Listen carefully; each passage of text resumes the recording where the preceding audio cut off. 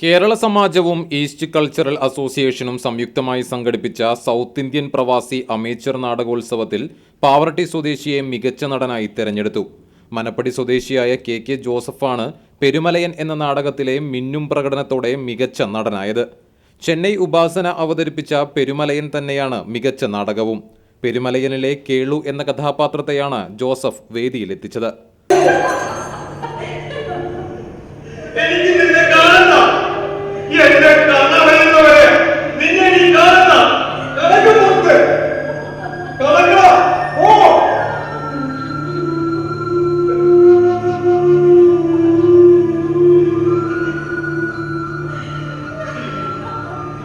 രണ്ടിടങ്ങളിലും ഫലപ്പളത്തിനും സ്വന്തം ചോരയെ വിഷമിയാക്കുന്നതായി പോയില്ലേ മലയമ്മ. നിന്റെ കണ്ണേര് പാട്ടുപോകാൻ പിറന്ന മലയന്മാരെ കാണാതിരിക്കാൻ ഈ കണ്ണൊന്ന് കുത്തി പൊട്ടിച്ചൂടെ പരമശിവ.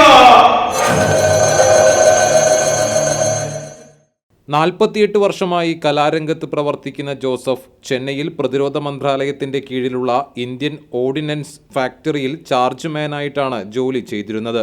റിട്ടയർമെന്റിന് ശേഷം 2020 നാട്ടിൽ തിരിച്ചെത്തിയത്. തുടർന്ന് കലാരംഗത്ത് കൂടുതൽ സജീവമായി. ഇപ്പോൾ നമ്മുടെ വിഭജിക തിയേറ്റർ ഇവിടെ പാവർട്ടിയിൽ വളരെ സജീവമായി പ്രവർത്തനം ആരംഭിച്ചിട്ടുണ്ടായിരുന്നു സംഘടനയായിരുന്നു. ഇടയ്ക്ക് വെച്ച് അതിൽ പലരും മരിച്ചു പോവുകയും അവരുടെ ഇതിനുശേഷം നമുക്ക് വിഭജിക നിലനിൽക്കാനുള്ള തന്നെ ബുദ്ധിമുട്ടായിരിക്കുന്ന അവസ്ഥയിലാണ് ഞാൻ എത്തിച്ചേരുന്നത്.